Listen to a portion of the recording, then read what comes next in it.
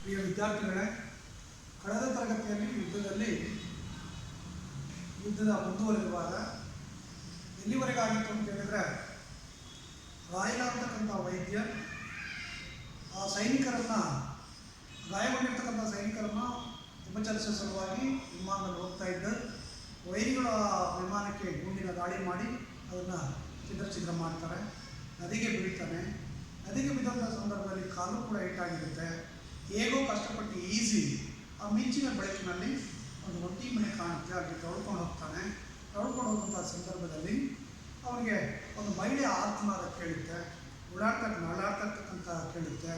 ಏನು ನಡೀತಾ ಇದೆ ಅಂತೇಳಿ ಹೋಗಿ ಆ ಮಳೆಯಿಂದ ಮತ್ತು ಕಾಲನ್ನು ಆರೈಕೆ ಮಾಡ್ಕೊಳ್ಳೋದಕ್ಕೆ ಹೋಗಿ ಬಾಗಿಲನ್ನು ತಡ್ತಾರೆ. ಅಲ್ಲಿ ಆ ಮಹಿಳೆಯನ್ನು ಸಾಂತ್ವನ ಮಾಡ್ತಕ್ಕಂಥ ಒಂದು ಹೆಂಗಸಿನ ಧ್ವನಿ ಕೂಡ ಕೇಳುತ್ತೆ. ಆ ಕೇಳುವಂಥ ಸಂದರ್ಭದಲ್ಲಿ ಧೈರ್ಯ ಮಾಡಿಕೊಂಡು ಹೋಗಿ ಫಸ್ಟ್ ರಕ್ಷಣೆ ಮಾಡ್ಕೊಳ್ಳೋಣ ಅಂಥೇಳಿ ಹೋಗಿ ಆ ಬಾಗಿಲನ್ನು ಬಡಿತಾರೆ. ಆ ಬಡಿದಾಗ ಆಕೆ ಒಳಗಡೆ ಇರ್ತಕ್ಕಂಥವಳು, ಯಾರಪ್ಪ ಅದು, ಈ ಮಳೆಯಲ್ಲಿ ಕತ್ತಲ ಗುಯ್ಯಲ್ಲಿ ಯಾರು ಒಳಗಿನಿಂದ ಬರ್ತಾ ಇರ್ತಕ್ಕಂಥ ಒಳಗಿನಿಂದ ಹೆಂಗಸೊಬ್ಬರು ಜೋರಾಗಿ ಕೇಳ್ತಕ್ಕಂಥ ಒಂದು ಮಾತನ್ನು ಕೇಳ್ತಾನೆ. ಆಗ ಇವನು, ದಯವಿಟ್ಟು ಬಾಗಿಲು ತೆರೆಯಿರಿ, ನಾನು ಗಾಯಗೊಂಡಿದ್ದೇನೆ, ಪ್ಲೀಸ್ ದಯಾನೀಯವಾಗಿ ಅಂದು ಆಚೆಯನ್ನು ರಾವಿ ಅಲ್ಲಿ ನಿಂತಿತ್ತು. ಇವ್ರು ಕೇಳ್ಕೊಂಡ ಆಕೆ, ದಯವಿಟ್ಟು ಬಾಗಿಲು ತೆರೆಯಿರಿ, ನಾನು ಗಾಯಗೊಂಡಿದ್ದೀನಿ, ಪ್ಲೀಸ್ ಅಂತ ಹೇಳಿ ರಿಕ್ವೆಸ್ಟ್ ಮಾಡ್ಕೊಳ್ತಾ ಇದ್ದಾರೆ. ದಯಾನೀಯವಾಗಿ ಅಂತ ಹೇಳಿದ್ರೆ ಬೇಡ್ಕೊಳ್ತಾ ಇದ್ದಾನೆ, ತಮ್ಮಯ್ಯ ಬಾಗಿಲು ತೆಗೀರಿ ಅನ್ನೋ ರೀತಿಯಲ್ಲಿ ಅವನಂಗೆಲ್ಲ ಚಿಕ್ಕ ಕೇಳ್ತಾ ಇದ್ದಾನೆ. ಅದಕ್ಕೆ ಇವನು ಹೇಳಿದ್ದು ಮುದುಕಿ, ಗಾಯ ಎಲ್ಲರ ದೇಹಕ್ಕೂ ಮನಸ್ಸಿಗೂ ಗಾಯ ಮಾಡುವುದೇ ಯುದ್ಧದ ಪರಿತಾನೆ. ಮುದುಕಿಯೊಬ್ಬಳು ಒಣಗಿಕೊಳ್ಳುತ್ತಾ ಬಾಗಿಲು ತೆರೆದಳು. ಅವಳು ಯುದ್ಧ ಅಂದರೆ ಎಷ್ಟು ವಾಸಿನಿ ಅವರನ್ನ ಅಂತೇಳಿ ಈ ಗಡಿ ಪ್ರದೇಶದಲ್ಲಿರ್ತಕ್ಕಂಥವ್ರು ಮಾತ್ರ ಅರಿವಾಗುತ್ತಾ ಇದೆ. ಪದೇ ಯುದ್ಧ ಆಗ್ತಕ್ಕಂಥದ್ದು, ಈ ವೈರಿಗಳ ರಾಷ್ಟ್ರದವರು ಅವ್ರ ಮೇಲೆ ಆಕ್ರಮಣ ಮಾಡ್ತಕ್ಕಂಥದ್ದು, ನುಸುಳ್ತಕ್ಕಂಥದ್ದು, ಗಡಿಪಾಡುಗಳಲ್ಲಿ ಅವ್ರ ಮೇಲೆ ಗುಂಡಾರಿಸ್ತಕ್ಕಂಥದ್ದು, ಇವ್ರ ಮೇಲೆ ಗುಂಡಾರಿಸ್ತಕ್ಕಂಥದ್ದು, ಇವು ನಿರಂತರವಾಗಿ ಅಲ್ಲಿ ಇರ್ತಕ್ಕಂಥವ್ರು ವಾಸ ಮಾಡೋದಕ್ಕಿಂತ ನೆಮ್ಮದಿಯ ಜೀವನ ನಡೆಸೋದಕ್ಕೆ ಬಿಡೋದಿಲ್ಲ. ಹಾಗಾಗಿ ಅವಳು ಹೇಳ್ತಾ ಇದ್ದಾಳೆ, ದೇಹಕ್ಕೂ ಮನಸ್ಸಿಗೂ ಗಾಯ ಮಾಡುವುದೇ ಯುದ್ಧದ ಬರೀ ದೇಹಕ್ಕೆ ಗಾಯ ಮಾಡ್ತಕ್ಕಂಥದ್ದಲ್ಲ, ಮನಸ್ಸಿಗೂ ಕೂಡ ಗಾಯ ಮಾಡ್ತಕ್ಕಂಥದ್ದು ಯುದ್ಧದ ಮುಖ್ಯವಾಗಿರ್ತಕ್ಕಂಥ ಉದ್ದೇಶ. ಹಾಗಾಗಿ ಮನುಷ್ಯನಿಗೆ ಇದು ಗಾಯ ಮಾಡತಕ್ಕಂಥದ್ದೇ ಆಗಿದೆ ಅಂತೇಳಿ ಅವಳು ವಾಸ್ತಕ್ಕಂಥವನ್ನು ಅವಳ ಮನಸ್ಸನ್ನು ಇಟ್ಕೊಂಡು ಹೇಳ್ತಕ್ಕಂಥವನ್ನು ಕಾಣ್ತಾನೆ. ಅದೇ ರೀತಿ ಮನಸ್ಸುಕೊಳ್ತಾ ಅವಳು ಬಾಗಿಲನ್ನು ತೆರೆದಳು. ರಾಯಲನು ತೆವಳುತ್ತಲೇ ಆತುರದಿಂದ ಮನೆಯೊಳಗೆ ನುಗ್ಗಿ ಬಾಗಿಲಿಕ್ಕಿಕೊಂಡು ಮನೆಯಾಕೆಯನ್ನು ದಿಟ್ಟಿಸಿದನು. ಯಾವಾಗ ಬಾಗಿಲು ತೆರೆದು ಇವು ಸರಸರನೆ ಇಂಥ ಒಳಗಡೆ ನುಗ್ಗಿದನು. ಬಾಗಿಲೊಳಗಡೆ ನುಗ್ಗಿ ಅವನೇ ಸರಕಿನ ಬಾಗಿಲನ್ನು ಹಾಕ್ಕೊಂಡಿದ್ದಾನೆ. ಹಾಕೊಂಡ ಮೇಲೆ ಆ ಮುದುಕಿಯನ್ನು ದಿಟ್ಟಿಸಿ ನೋಡ್ದ. ತಲೆಗೂದಲು ಬೆಳ್ಳಗಾದ ಮುದುಕಿ, ಕೈಯಲ್ಲೊಂದು ಚಿಕ್ಕದ ದೀಪದ ಬೆಳಕು ಹೊರಗೆ ಬೀಳದಂತೆ ಒಂದು ಭಾಗಕ್ಕೆ ಕಾಗದವನ್ನು ಅಂಟಿಸಲಾಗಿತ್ತು. ತಲೆ ಕೂದಲೆಲ್ಲ ವಯಸ್ಸಾಗಿದೆ ಅಂತೇಳಿ ನೆರಗೂದಲು ಬಂದಿದೆ, ಬೆಳೆಯ ಕೂದಲು, ಕೈಯಲ್ಲಿ ಒಂದು ಚಿಕ್ಕ ದೀಪವನ್ನು ಇಟ್ಕೊಂಡಿದ್ದಾಳೆ. ದೀಪದ ಬೆಳಕು ಹೊರಗಡೆ ಬೀಳದಂಥ ಒಂದು ಭಾಗಕ್ಕೆ ಹಂಚಿದ್ದಾಳೆ. ಯಾಕೆ ಅಂತ ಹೇಳಿದ್ರೆ, ನಾನು ಮೊದಲೇ ಹೇಳಿದೆ, ಬ್ಲ್ಯಾಕ್ಔಟ್ ನಿಯಮವನ್ನು ಪಾಲಿಸ್ತಾ ಇದೆ. ಮನೆಯಿಂದ ಒಂದೇ ಒಂದು ಬೆಳಕಿನ ಕಿರಣ ಬಂತು ಅಂತ ಹೇಳಿದ್ರು ವೈರಿಗಳು ಆ ಮನೆಯ ಮೇಲೆ ಗುಂಡಿನ ದಾಳಿಯನ್ನು ನಡೆಸ್ತಾರೆ ಅಂತೇಳಿ ಆ ಬೆಳಕಿನ ಕಿರಣಗಳು ಹೊರಗೆ ಬರಬಾರ್ದು ಅಂತೇಳಿ ಒಂದು ಭಾಗಕ್ಕೆ ಅದನ್ನು ಅಂಟಿಸ್ಕೊಂಡಿದ್ರು. ಬೀಳದಂತೆ ಒಂದು ಭಾಗಕ್ಕೆ ಕಾಗದವನ್ನು ಅಂಟಿಸಲಾಗಿದೆ. ಮುಖವೆಲ್ಲ ಸುಕ್ಕುಗಟ್ಟಿದ ಮುದುಕಿ ದೀಪವನ್ನು ರಾಯನ ಸಮೀಪಕ್ಕೆ ತಂದು ಆತನ ಮುಖವನ್ನು ಪರೀಕ್ಷಿಸುವಂತೆ ದಿಟ್ಟಿಸಿದಳು. ಮುಖ ಎಲ್ಲ ವಯಸ್ಸಾಗಿದೆ ಅಂತ ಹೇಳಿದ್ರೆ ಮುಖ ಚರ್ಮ ಎಲ್ಲ ಸುಕ್ಕುಗಟ್ಟಿರ್ತಕ್ಕಂಥವಳು ಅವಳು ಸಮೀಪಕ್ಕೆ, ಯಾಕೆಂದರೆ ಕಣ್ಣಿನ ದೃಷ್ಟಿ ಕಡಿಮೆ, ಹಾಗಾಗಿ ದೀಪವನ್ನು ಹತ್ತಿರಕ್ಕೆ ಇಟ್ಕೊಂಡ್ಬಂದು ಹಿಂಗೆ ನೋಡ್ತಾ ಇದ್ದಾಳೆ. ನೋಡಿದ್ಲು. ಯಾರಪ್ಪ ನೀನು? ನಮ್ಮ ಕಡೆಯವನು ತಾನೆ? ಭಯ ಮತ್ತು ಸಂದೇಹದ ಛಾಯೆ ಇತ್ತು ಮುದುಕಿಯ ಮಾತುಗಳಲ್ಲಿ. ಇವು ನಮ್ಮ ಕಡೆನೇ ಆದರೂ ಪರವಾಗಿಲ್ಲ, ವೈರಿ ದೇಶವಾಗಿ ನಾನು ಆಶ್ರಯ ಕೊಟ್ಟರೆ ನಮ್ಮ ಕಡೆ ಬಿಡ್ತಾರ, ಬರೀ ಅವನೊಬ್ಬನಲ್ಲ ನಮ್ಮನ್ನೂ ಸಂಪೂರ್ಣವಾಗಿ ಮುಂದಕ್ಕೆ ಕೊಳ್ತಾರೆ ಅಂತಕ್ಕಂಥ ಒಂದು ಭಯ ಇದ್ದಿದ್ದರಿಂದ ಇವಳು ಮೊದಲು ಕೇಳ್ತಾಳೆ, ನೀನು ಯಾರಪ್ಪ ನೀನು? ನಮ್ಮ ಕಡೆಯವನು ತಾನೆ ಅಂತೇಳಿ ಕೇಳ್ತಾಳೆ. ಜೊತೆಗೆ ಭಯ ಆಗ್ತಾ ಇದೆ, ಅನುಮಾನ, ಸಂದೇಹ ಆಗಿದೆ.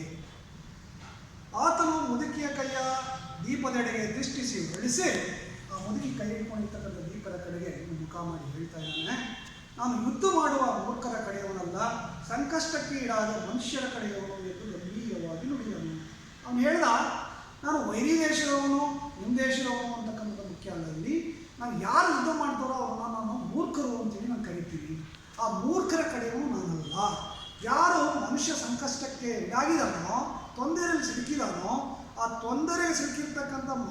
ಮನುಷ್ಯನಿಗೆ ಸಹಾಯ ಮಾಡ್ತಕ್ಕಂಥ ಕಡೆಯವನು ನಾನು, ಯಾರೇ ಆಗಿರಲಿ, ವೈದ್ಯ ಆಗಿರಲಿ, ಹತ್ರ ದೇಶದವನಾಗಿರಲಿ, ಯಾರೇ ಆಗಿದ್ರೂ ಕೂಡ ಸಹಾಯ ಮಾಡ್ತಕ್ಕಂಥ, ಸಂಕಷ್ಟಕ್ಕೀಡಾಗಿರ್ತಕ್ಕಂಥ ಮನುಷ್ಯರ ಕಡೆಯವನು ಅಂತಕ್ಕಂಥ ಮಾತನ್ನು ಗಂಭೀರವಾಗಿ ಹುಡುಕಿ ಕೇಳ್ತಾರೆ. ಅಷ್ಟರಲ್ಲಿ ಈ ಒಣಗಿದಂಥ ಹೆಂಗಸು ಕೂಕೊಳ್ತಾಳೆ, ಯಾ ಅಲ್ಲ, ನನ್ನನ್ನು ರಕ್ಷಿಸಿ, ನಾನಿನ್ನು ತಾಳಲಾರೆ, ಒಳಗಿಂದ ಮಾತನ್ನು ಕೇಳಿತು ಆಗ್ತಿಲ್ಲ. ನನಗೆ ಈ ನೋವನ್ನು ತಡ್ಕೊಳಕ್ಕಾಗ್ತಾ ಇಲ್ಲ, ಅಲ್ಲ ದೇವರೇ ನನ್ನ ಕಾಪಾಡು, ರಕ್ಷಣೆ ಮಾಡು, ಅಲ್ಲ ನಾನು ಸುತ್ತೋಗ್ತೀನಿ ಅಂತೇಳಿ ಏನು ಮಾಡ್ತಾ ಇದ್ದಾಳೆ, ಮತ್ತೊಮ್ಮೆ ಆರ್ತನಾದನ್ನು ಕೇಳ್ತಾ ಇದ್ದಾಳೆ. ಆ ಶಬ್ದವನ್ನು ಕೇಳಿಸ್ಕೊಂಡ, ಆ ಮಾತನ್ನು ಕೇಳಿಸ್ಕೊಂಡ ಹಾಗೆ ಮುದುಕಿನ ಕೇಳ್ತಾನೆ, ಯಾರಮ್ಮ ಅವನು, ಏನಾಗಿದೆ? ತನ್ನ ನೋವನ್ನು ಮರೆತು ಕೇಳಿದನು ರಾಯಿಲ್ಲ. ಇಲ್ಲಿ ನೋಡಿ, ಯಾವಾಗ ಅವನಿಗೆ ಕಾಲನ್ನು ಎತ್ತೋದಕ್ಕಾಗ್ತಾ ಇಲ್ಲ, ಕಾಲಿನ ಸ್ವಲ್ಪ ಅಲುಗಾಡಿಸೋಕ್ಕೂ ಕೂಡ ಸಾಧ್ಯ ಆಗ್ತಾ ಇಲ್ಲ, ಹಾಗಿದ್ರೂ ಕೂಡ ತನ್ನ ನೋವನ್ನು ಮರೆತು ಬೇರೆಯವರು ನೋವನ್ನು ಸಿಲುಕಾಕೊಂಡಿದ್ದಾರಲ್ಲ, ಯಾರದು, ಏನಾಗಿದೆ ಅವನಿಗೆ ಅಂತೇಳಿ ಆ ಅನುಕಂಪವನ್ನು ಕೇಳ್ತಕ್ಕಂಥದ್ದನ್ನು ಕಾಣ್ತೀವಿ. ಆಗ ಮುದುಕಿ ಹೇಳ್ತಾಳೆ, ಏನು ಹೇಳಪ್ಪ, ನನ್ನ ಸೊಸೆಗೆ ಹೆರಿಗೆ ಬೇನೆ ತಿನ್ನುತ್ತಿದ್ದಾಳೆ, ಸಂಜೆಯಿಂದಲೇ ನೋವು ಪ್ರಾರಂಭವಾಗಿದೆ, ಡಾಕ್ಟರನ್ನು ಅಥವಾ ಸೂಲಗಿತ್ತಿಯನ್ನಾದರೂ ಕರೆತರೋಣವೆಂದರೆ ಈ ಬಾಂಬುಗಳು, ಬ್ಲಾಕ್ಔಟ್, ಯಾರಿಗೆ ಬೇಕಾಗಿದೆ ಯುದ್ಧ, ನನ್ನ ಹುಡುಗಿಗೊಮ್ಮೆ ಹೆರಿಗೆಯಾದರೆ ಸಾಕಾಗಿತ್ತು. ಏನಂತ ಹೇಳಿ, ನನ್ನ ಸೊಸೆ ತುಂಬ ಗರ್ಭಿಣಿಯಾಗಿ ಹೆರಿಗೆ ನೋವು ಸ್ಟಾರ್ಟ್ ಆಗಿ, ಹೆರಿಗೆ ಬೇನೆಯನ್ನು ನೋವು ಸ್ಟಾರ್ಟ್ ಆಗುತ್ತೆ. ಹೆರಿಗೆಯನ್ನು ಹೆರುವ ಹೆಂಗಸರು ಹೆರಿಗೆಯನ್ನು ಹೆರುವಂಥ ಸಂದರ್ಭದಲ್ಲಿ ಅವರು ನೋವನ್ನು ಅನುಭವಿಸ್ಬೇಕಾದ್ರೆ ಆ ನೋವಿನ ತಾಳಲಾರದೆ ಅವಳು ಏನು ಮಾಡ್ತಾ ಇದ್ದಾಳೆ, ಕಿರಿಸ್ತಾ ಇದ್ದಾಳೆ, ಹತ್ತತ್ತಾಳೆ, ತಿಂತಾ ಇದ್ದಾಳೆ. ಅದು ಸಂಜೆಯಿಂದಲೇ ಪ್ರಾರಂಭ ಆಗಿದೆ. ಯಾರಾದರೂ ಡಾಕ್ಟ್ರನ್ನೋ ಅಥವಾ ಹೆರಿಗೆ ಮಾಡಿಸ್ತಕ್ಕಂಥ ಸೂಲಗಿತ್ತಿಯನ್ನಾದರೂ ಕರ್ಕೊಂಬರೋಣ ಅಂತ ಹೇಳಿದ್ರೆ ಅಲ್ಲಲ್ಲೇ ಬಾಂಬುಗಳಾಗ್ತಾ ಇದ್ದಾರೆ. ಇಷ್ಟೊತ್ತಿನಲ್ಲಿ ನಾವು ಹೊರಗೆ ಹೋಗ್ಬೇಕು ಅಂತ ಹೇಳಿದ್ರೆ ಯಾವಾದರೂ ಟಾರ್ಚನ್ನು, ಈ ದೀಪವನ್ನು ಹಿಡಿದು ಹೋಗಬೇಕು, ಮಳೆ ಬೇರೆ ಸುರಿತಾ ಇದೆ, ಹೇಗೆ ಕರ್ಕೊಂಡು ಹೋಗ್ಲಿ, ಬ್ಲಾಕ್ಔಟ್ ನಿಯಮ ಬೇರೆ, ಹೇಗೆ ಹೋಗಿ ಕರ್ಕೊಂಬರಲಿ, ಎಷ್ಟೊತ್ತಿಗೆ ಬೆಳಗಾದ್ರೆ ಸಾಕಪ್ಪ ಅಂತೇಳಿ ಅವಳು ಅಂತ ಇದ್ದಾಳೆ. ಈ ಹುಡುಗಿಗೆ ಹೆರಿಗೆ ಆದರೂ ಸಾಕಪ್ಪ, ದೇವರೇ ಯಾವುದಾದ್ರೂ ರೂಪದಲ್ಲಿ ಹೆರಿಗೆ ಆದರೂ ಸಾಕು, ಆ ನೋವನ್ನು ನಾನು ಕಂಡಿದ್ದ ನೋಡೋಕ್ಕೆ ಸಾಧ್ಯ ಆಗ್ತಾ ಇಲ್ಲ, ತಡ್ಕೊಳ್ಳೋಕೆ ಸಾಧ್ಯ ಆಗ್ತಾ ಇಲ್ಲ ಅಂತೇಳಿ ಅವಳು ತನ್ನ ಅಸಹಾಯಕತೆಯನ್ನು ಹೇಳ್ತಾನೆ. ಆ ಸಂದರ್ಭದಲ್ಲಿ ಇವನು ಹೇಳ್ತಾನೆ, ಅಮ್ಮ, ನಾನು ಓರ್ವ ಡಾಕ್ಟರ್, ನಾನು ಆಕೆಯನ್ನು ಪರೀಕ್ಷಿಸಲಿ, ನಾನು ಒಬ್ಬ ವೈದ್ಯ, ಹಾಗಾಗಿ ನಾನು ನೀನು ಅನುಮತಿಯನ್ನು ಕೊಟ್ಟರೆ ನನಗೆ ಆಕೆಯನ್ನು ಏನಾಗಿದೆ ಅಂತಕ್ಕಂಥದ್ದು ನೋಡ್ತೀನಿ, ಪರೀಕ್ಷೆ ಮಾಡಲಾ ಅಂತೇಳಿ ಹೇಳ್ತಾನೆ. ಆಗ ಆ ಸಂದರ್ಭದಲ್ಲಿ ಇವಳಿಗೆ ಮುದುಕಿ ಹೇಳ್ತಾಳೆ, ಹೌದಾ, ಮುದುಕಿಯ ಭಯ ಸಂದೇಹಗಳೆಲ್ಲ ಒಂದೇ ಬಾರಿಗೆ ನಿವಾರಣೆಯಾದಂತೆ ಕಂಡಿತು. ಅಲ್ಲಾಹವೇ ನಿನ್ನನ್ನು ನಮ್ಮ ಬಳಿ ಕಳಿಸಿದನೆಂದು ತೋರುತ್ತದೆ, ಆದರೆ ನೀನು ತುಂಬ ಬಳಲಿದ್ದಿ, ನೀರಿನಲ್ಲಿ ಒದ್ದೆಯಾಗಿದ್ದಿ, ಇರು ನನ್ನ ಮಗನ ಬಟ್ಟೆ ತಂದು ಕೊಡಬೇಕು ಅಂತ ಒಳಗೆ ಹೋಗಿ ಆತನಿಗೆ ತನ್ನ ಮಗನ ಬಟ್ಟೆಗಳನ್ನು ತಂದಿತ್ತಳು. ನೋಡಿ, ಆವಾಗ ಈಗ ನಾನು ಡಾಕ್ಟ್ರು ಅಂತ ಹೇಳಿದಾಗ ಇವಳಿಗೆ ಭಯ ಆಯ್ತಲ್ಲ, ಅಮ್ಮಗೆ ಈಗ ಯಾರು ಇವನು, ಅದೇ ವೈರಿ ಕಡೆಯವನ ಅಥವಾ ನಮ್ಮ ಕಡೆಯವನ ಅಂತಕ್ಕಂಥ ಸಂದೇಹ ಇತ್ತಲ್ಲ, ಅವೆಲ್ಲ ಸ್ವಲ್ಪ ದೂರ ಆಯಿತು. ಆಗ ಅಂದ್ಕೊಳ್ತಾಳೆ, ನಮ್ಮ ಆರಾಧ್ಯ ದೇವನಾಗಿರ್ತಕ್ಕಂಥ ಅಲ್ಲನೇ ಈ ಒಂದು ಕಷ್ಟವನ್ನು ಪರಿಹಾರ ಮಾಡೋದಕ್ಕೆ ಕಳಿಸಿದಾನೆ ನಿನ್ನನ್ನು ಅಂತೇಳಿ ಅಂದ್ಕೊಂಡು, ಅವ್ರ ಮುಖದಲ್ಲಿ ತುಂಬ ಬಳಲಿದ್ದ, ಆಯಾಸ ಆಗಿತ್ತು, ಅಲ್ಲಿ ಮಳೆಯಲ್ಲಿ ಬೇರೆ ನೆಂದಿದ್ದ, ಹಾಗಾಗಿ ಬಟ್ಟೆಯೆಲ್ಲ ಒದ್ದೆ ಆಗಿತ್ತು, ಇರು ಅಂತೇಳಿ ಹೇಳಿ ಅವನಿಗೆ ತನ್ನ ಮಗನ ಬಟ್ಟೆಗಳನ್ನು ಕೊಟ್ಟು ಅವನನ್ನು ಚೇಂಜ್ ಮಾಡ್ಕೊಳ್ಳೋದಕ್ಕೆ ಮಾಡ್ತಾನೆ. ಹೋಗಿ ಆತನ ಮಗನ ಬಟ್ಟೆಗಳನ್ನು ತಂದು ಕೊಡ್ತಾಳೆ. ಆತನು ಕುಳಿತಲ್ಲೇ ಬಟ್ಟೆ ಬದಲಾಯಿಸುವುದನ್ನು ಕಂಡಳು. ಅವನು ಹೇಳೋದಕ್ಕೂ ಕೂಡ ಸಾಧ್ಯ ಆಗ್ತಾ ಇಲ್ಲ, ಅಲ್ಲೇ ಕುಳಿತುಕೊಂಡೆ ಬಟ್ಟೆಯನ್ನು ಚೇಂಜ್ ಮಾಡ್ತಾ ಇದ್ದ, ಬದಲಾಯಿಸ್ಕೊಂಡ. ಯಾಕೆ ಎದ್ದು ನಿಲ್ಲಲಾಗುತ್ತಿಲ್ಲವೇ ಎಂದು ಕೇಳಿದಳು. ಯಾಕೆ ಎದ್ದು ನಿಲ್ಲೋದಕ್ಕೆ ಆಗ್ತಾ ಇಲ್ವಾ ಅಂತೇಳಿ ಕೇಳಿದ್ರು. ಕಾಲಿಗೆ ಸ್ವಲ್ಪ ಪೆಟ್ಟಾಗಿದೆ, ಅದನ್ನು ಆಮೇಲೆ ನೋಡುವ, ಈಗ ನಿಮ್ಮ ಸೊಸೆಯನ್ನು ತೋರಿಸಿ ಎಂದನು. ನೋಡಿ, ನನ್ನ ಕಾಲಿಗೆ ಏನೋ ಸ್ವಲ್ಪ ಪೆಟ್ಟಾಗಿದೆ, ಅದ್ರ ಬಗ್ಗೆ ಬೇಡ, ಈಗ ಅಪಾಯಕಾರಿಯಾಗಿರ್ತಕ್ಕಂಥ ಒಂದು ಸ್ಥಿತಿಯಲ್ಲಿರ್ತಕ್ಕಂಥವಳು ಆಕೆಯನ್ನು ಮೊದಲು ನೋಡೋಣ, ಆಮೇಲೆ ನೋಡಿದ್ರಾಯ್ತು ನಮ್ಮದು ಅಂಥೇಳಿ ಮೊದಲು ನಿಮ್ಮ ಸೊಸೆ ಇರ್ತಕ್ಕಂಥ ಜಾಗವನ್ನು ತೋರಿಸಿ ಅಂತೇಳಿ ಹೇಳ್ತಾನೆ. ಆಗ ಈ ಮುದುಕಿ ದೀಪ ಹಿಡಿದು ಒಳಗೆ ಮಲಗುವ ಕೋಣೆಗೆ ಹೋದಳು. ಸೊಸೆ ಮಲಗಿಸಿದ್ದಲ್ಲ ಆ ಕೋಣೆಗೆ ಕರ್ಕೊಂಡು ಹೋಗ್ತಾಳೆ. ಆತನು ತೆವಳುತ್ತಾ ಕಾಲೆಳೆಯುತ್ತಾ ಮುದುಕಿಯನ್ನು ಹಿಂಬಾಲಿಸಿದನು. ಹಾಗೆಯೇ ತೆವಳ್ಕೊಂಡು ಒಳಗೆ ಹೋಗ್ತಾನೆ. ಅಲ್ಲಿ ಮಂದ ಬೆಳಕಿನಲ್ಲಿ ನರಳುತ್ತಿದ್ದ ಆಕೆಯನ್ನು ಬಿಟ್ಟಿಸಿ, ಆಗ ಮಂದ ಅಂದರೆ ದೀಪದ ಬೆಳಕು ಪ್ರಕಾಶಮಾನವಾಗಿರಲಿಲ್ಲ. ಯಾಕೆ ಪ್ರಕಾಶಮಾನ ಕೊಟ್ಟರೆ ಆ ಮನೆಯ ಮೇಲೆಲ್ಲ ಕಿರಣಗಳು ಕಾಣ್ತವೆ ಅಂತೇಳಿ ಕಡಿಮೆ ಇದನ್ನು ಕೊಟ್ಟಿದ್ರು. ಮಂದವಾಗಿರ್ತಕ್ಕಂಥ ಬೆಳಕಿತ್ತು. ಅದರಲ್ಲಿ ನೋಡಿದ ಆಕೆಯನ್ನು, ನಾನು ಆಕೆಯನ್ನು ಪರೀಕ್ಷಿಸುವೆ, ನೀವು ಬಿಸಿನೀರನ್ನು ಸಿದ್ಧಪಡಿಸಿ ಎಂದು ಮುದುಕಿಯನ್ನು ಕಳಿಸಿ ಮಲಗಿದ ಆಕೆಯನ್ನು ಪರೀಕ್ಷಿಸತೊಡಗಿದನು. ನಾನು ಆಕೆಯನ್ನು ನೋಡ್ತೀನಿ, ನನಗೆ ಸ್ವಲ್ಪ ಬಿಸಿನೀರನ್ನು ಕಾಯಿಸ್ಕೊಂಡು ಬನ್ನಿ, ನೀವು ಹೋಗಿ ಸಿದ್ಧಪಡಿಸ್ಕೊಂಡು ಬನ್ನಿ ಅಂತೇಳಿ ಹೋಗಿ ಆಕೆಯನ್ನು ಅವನು ಪರೀಕ್ಷೆ ಮಾಡ್ತಾ ಇದ್ದಾನೆ. ಆತನು ಪರೀಕ್ಷಿಸುತ್ತಿದ್ದಂತೆ ನೋವೊಂದು ಅಲೆಯಂತೆ ಬಂದು ಆಕೆ ಕೂಗಿಕೊಳ್ಳುವಂತೆ ಮಾಡಿತು. ಹೋಗಿ ಅವನು ಮುಟ್ಟಿದ್ದಾನೆ, ಆ ಭಾಗವನ್ನು ಹೊರಗಿರ್ತಕ್ಕಂಥ ಹೊಟ್ಟೆಯ ಭಾಗವನ್ನು ಮುಟ್ಟಿ ಏನಾಗಿದೆ ಅಂತೇಳಿ ಪರೀಕ್ಷೆ ಮಾಡ್ತಾ ಇದ್ದಾನೆ. ಮುಟ್ಟಿದ ತಕ್ಷಣ ಆ ನೋವನ್ನು ತಾಳಲಾರದೆ ಜೋರಾಗಿ ಕಿರಿಸ್ತಾ ಇದ್ದಾಳೆ, ನೋವಿನಿಂದ ಕೂಕೊಳ್ತಾ ಇದ್ದಾಳೆ. ಅದೇ ಸಂದರ್ಭದಲ್ಲಿ ಹೊರಗೆ ದೂರದಲ್ಲಿ ವಿಮಾನವೊಂದರ ಹಾರಾಟದ ಶಬ್ದದೊಡನೆ ಬಾಂಬಿನ ಸ್ಫೋಟವು ಕೇಳಿಸಿತು. ಇಲ್ಲಿ ಒಂದು ಮಗುವಿಗೆ ಜನ್ಮವನ್ನು ಕೊಡೋದಕ್ಕೆ ತಾಯಿ 9 ತಿಂಗಳು ಎತ್ತಿ ಹೊತ್ತು ಹೊಟ್ಟೆ ಒಳಗೆ ಇಟ್ಕೊಂಡು ಹೊತ್ತು ಅದಕ್ಕೆ ಜೀವವನ್ನು ಕೊಟ್ಟು ಹೊರತರಬೇಕು ಅಂತೇಳಿ ಪ್ರಯತ್ನವನ್ನು ಪಡ್ತಾ ಇದ್ದಾಳೆ, ನರಳ್ತಾ ಇದ್ದಾಳೆ. ಆದರೆ ಅದೇ ಸಂದರ್ಭದಲ್ಲಿ ಹೊರಗಿನಲ್ಲಿ ಇವರು ವಿಮಾನದಲ್ಲಿ ಹಾರಾಟ ಆಡ್ತಾ ಇದೆ. ಎಲ್ಲೋ ಒಂದು ಕಡೆ ಬಾಂಬನ್ನು ಹಾಕಿ ಅಲ್ಲಿ 100 ಜನರನ್ನು ಸಾಯಿಸ್ತಾ ಇರ್ತಕ್ಕಂಥ ಶಬ್ದ ಒಂದು ಕಡೆ ಕೇಳ್ತಾ ಇದೆ. ಇವನು ಎರಡನ್ನೂ ಕೂಡ ತುಲನೆ ಮಾಡ್ತಾನೆ. ಇವನು ಹೇಳ್ತಾನೆ ಮುಂದೆ ನೋಡಿ, ಜೀವಿಯೊಂದನ್ನು ಜೀವ ಸಹಿತ ಹೊರಹಾಕಲು ಈ ಹೆಣ್ಣು ಮಗಳು ತನ್ನ ಜೀವವನ್ನೇ ಪಣಕ್ಕಿಟ್ಟಿದ್ದಾಳೆ. ನೋಡಿ, ತನ್ನ ಹೊಟ್ಟೆ ಒಳಗಿರ್ತಕ್ಕಂಥ ಮಗುವನ್ನು ಜೀವಸಹಿತವಾಗಿ ಹೊರಹಾಕಬೇಕು ಅಂತೇಳಿ ಅವಳು ತನ್ನ ಹೆರಿಗೆಯ ಸಂದರ್ಭದಲ್ಲಿ ಪ್ರಾಣವೇ ಹೋಗ್ಬೋದು, ಅಥವಾ ಉಳ್ಕೊಳ್ಬೋದು, ಇಲ್ಲ ತಾಯಿ ಉಳಿಬೋದು, ಇಲ್ಲ ಮಗು ಉಳಿಬೋದು, ಇಲ್ಲ ಇಬ್ಬರೂ ಸಾಯ್ಬೋದು. ಇಂಥ ಕಠಿಣವಾಗಿರ್ತಕ್ಕಂಥ ಸಂದರ್ಭದಲ್ಲಿ ತನ್ನ ಪ್ರಾಣವನ್ನು ಪಣಕ್ಕಿಟ್ಟು ಮಗುವಿಗೆ ಜನ್ಮ ಕೊಟ್ಟರು ಸಾಕು ಅಂತೇಳಿ ಒದ್ದಾಡ್ತಾ ಇರ್ತಕ್ಕಂಥದ್ದು.